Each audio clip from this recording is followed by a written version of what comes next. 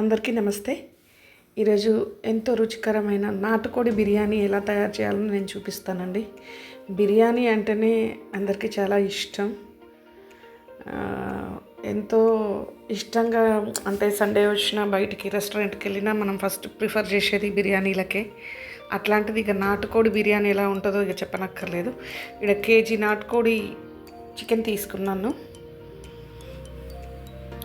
ఒక గ్రైండర్ జార్లో కొంచెం పుదీనా, కొంచెం కొత్తిమీర శుభ్రంగా కడుక్కొని వేసుకోవాలి. 8 నుంచి 10 పచ్చిమిరపకాయలండి. పచ్చికారం కూడా చాలా బాగుంటుంది. గ్రైండ్ చేయాలి, కచ్చా పచ్చగా చేయాలి. మెత్తగా చేయనలసిన అవసరం ఏమి ఉండదండి. 2 నిమ్మకాయలు, మీడియం సైజు 2 నిమ్మకాయలు నిమ్మరసం కలుపుకోవాలి అందులో.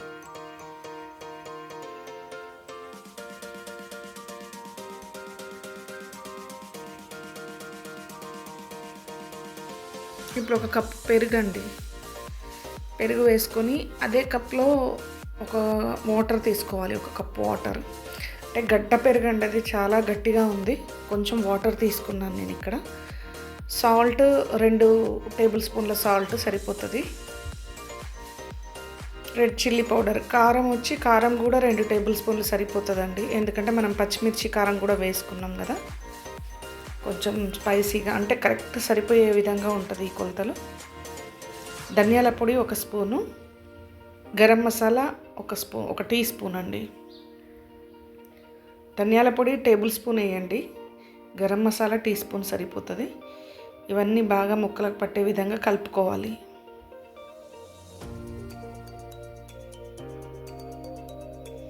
ఇప్పుడు అల్లం వెల్లుల్లి పేస్ట్ వేసుకోవాలండి. నేను ముందు మర్చిపోయినాను.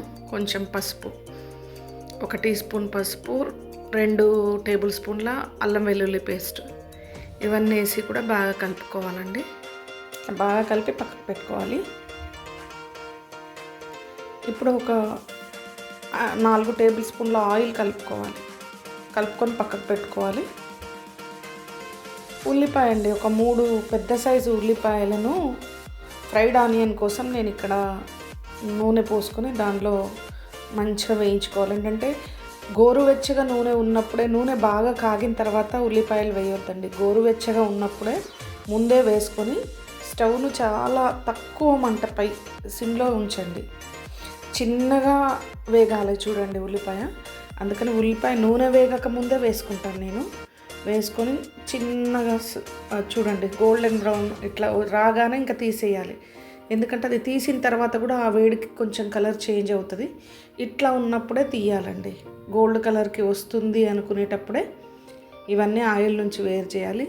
మొత్తం నీరంతా వదిలి మెత్తగా లేకుండా చూసుకోవాలండి. ఈ ఆనియన్ చల్లారగానే మంచిగా కరకరలాడుతూ వస్తుంది. మంచిగా మనం దాన్ని నలిపి అందులో వేసుకోవచ్చు. ఈ రకంగా చేసి మనం స్టోర్ చేసి కూడా పెట్టుకోవచ్చు అండి. ఒక 1 మంత్ వరకు బాగా ఫ్రెష్గా ఉంటుంది. ఎన్ని రోజులైనా ఉంటుంది, 1 మంత్ ఫ్రెష్గా ఉంటుంది. ఇక్కడ నేను 1 కేజీ బాస్మతి రైస్ నానబెట్టి పెట్టుకున్నా ఫస్ట్ ఒక 1 అవర్ ముందు. ఇప్పుడు దాన్ని స్టవ్ మీద పెట్టుకొని 2 టేబుల్ స్పూన్ల ఉప్పు వేసుకున్నాను. Ginger garlic paste 2 tablespoons. మూత పెట్టి ఒక 5 నిమిషాల పాటు ఉంచుకోవాలి. పక్కకి స్టవ్ కూడా ముట్టించుకోవాలండి, ఎందుకంటే నాటుకోడి తొందరగా ఉడకదు కదా. సిమ్ మీద చికెన్ కూడా పెట్టుకోవాలి. ఇప్పుడు మూత తీసి ఇందులో వేయాల్సినవి ఇంకా కొన్ని ఉన్నాయి కదా, వేసుకుందాం. స్టార్ ఫ్లవర్లు 2, మరాఠీ మొగ్గ 1, ఇవన్నీ అన్ని మసాలాలు కలిపి వేసానండి. అంటే లవంగ, జాపత్రి, ఈ స్టోన్ ఫ్లవర్ కొంచెం, 2 బిర్యానీ ఆకులు అన్నీ అండి. దాల్చిన చెక్క ముక్క వేయాలి. ఇలా మనం బిర్యానీకి వాడుకునే అన్ని మసాలాలండి. ఇప్పుడు జాజికాయ కొంచెం అయితే సరిపోతుందండి, ఎక్కువైతే వెగటు వాసన ఎక్కువ అవుతుంది. కొంచెం ముక్క జాజికాయ తురిమి వేసాను. ఈ పక్కకి ఇది వేగుతూనే ఉందండి. ఇలా ఇప్పుడు ఫ్రైడ్ ఆనియన్స్ నలిపి వేసుకోవాలి.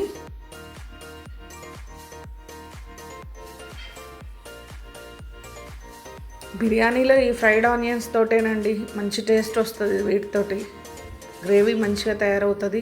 ఆ స్మెల్ అదంతా ఇది రెట్టింపు చేస్తుంది. ఫ్రైడ్ ఆనియన్ మసాలాలు, ఈ ఫ్రైడ్ ఆనియన్ ఈ వాసనతోటే మనకు ఎక్కువ తినాలనే కోరిక పుడుతుంది. మూత పెట్టి ఇప్పుడు ఉంచుకున్నాం కదా రైస్ తీసి ఒకసారి గరం మసాలా 1 టీ స్పూన్ వేసుకొని, ఇప్పుడు మనం ఆనియన్ వేయించిన ఆయిల్ ఉంది కదండి, అదొక 3 టేబుల్ స్పూన్ల ఆయిల్ అందులో పోసుకోవాలి. పోసుకొని మూత పెట్టుకోవాలండి. మూత పెట్టుకొని ఒక 10-15 నిమిషాల పాటు సిమ్లో ఉంచితే, చూడండి మీడియం ఫ్లేమ్ అండి, సిమ్లో ఉంచొద్దు మీడియం ఫ్లేమ్లో పెడితే 1/2 వంతు ఉడికితే చాలండి. రైస్ మొత్తం ఉడకక్కర్లేదు. 1/2 వంతు ఉడికిన తర్వాత దాన్ని తీసి, ఈ కర్రీ సిమ్లో అవుతుంది కదా పక్కకు, చికెన్ కర్రీ అది సిమ్లో ఉంటుందండి, ఉంటేనే నాటుకోడి ఉడుకుతుందండి, లేదంటే డైరెక్ట్ వేస్తే నాటుకోడి ఉడకదు. ఇప్పుడు ఈ రైస్ అంతా 1/2 వంతు ఉడికింది కదా, ఇదంతా తీసి ఇందులో వేసుకోవాలి. పరిచినట్టు వేసుకోవాలండి మొత్తము. కొద్దిగా తేమ ఉన్నా ఏం కాదండి, ఎందుకంటే 1/2 వంతే ఉడికిచ్చినాం కదా. ఇప్పుడు మీది నుంచి ఫ్రైడ్ ఆనియన్ వేసుకున్నాను. అలాగే నెయ్యి వేసుకోవాలండి. 2 టేబుల్ స్పూన్లు అయినా పర్వాలేదు, 3 అయినా పర్వాలేదండి. నెయ్యితోటి కూడా కమ్మటి రుచి వస్తుంది.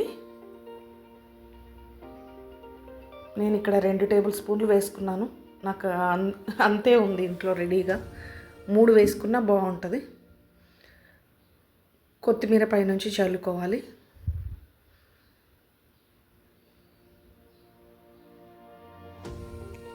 ఇప్పుడు పాలు, సాఫ్రాన్ మిల్క్ అండి, అంటే కుంకుమ పువ్వు నానబెట్టుకోవాలి. కొంచెం తీసుకొని అన్ని కప్పు పాలల్లో నానబెట్టేసుకుంటే ఒక మంచి ఎల్లో కలర్ వస్తుంది. మంచి స్మెల్ ఉంటుంది, టేస్ట్ ఉంటుంది. ఆరోగ్యం.